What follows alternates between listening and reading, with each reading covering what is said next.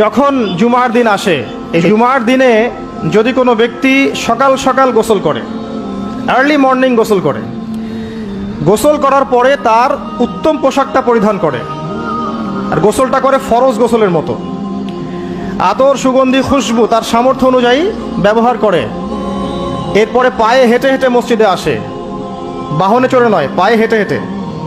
যদি আপনি অনেক দূরে থাকেন সেটা আলাদা কথা। এবং ইমামের কাছাকাছি বসে, মসজিদে আসার পরে যতটুকু সম্ভব হয় সুন্নত পড়ে নিল, নফল পড়ে নিল, এরপর ইমামের কাছাকাছি এসে বসলো। ইমামের খুতবা শ্রবণ করে মনোযোগের সাথে। খুতবা শ্রবণ করার সময় কাউকে কষ্ট দেয় না। কাউকে কষ্ট দেয় না মানে হচ্ছে যে কেউ কথা বললে তাকে এতটুকু বলে না যে তুমি চুপ করো, কোনো কষ্ট দেয় না। ইমামের খুতবা শ্রবণ করে, নামাজ পড়ে ইমামের সাথে।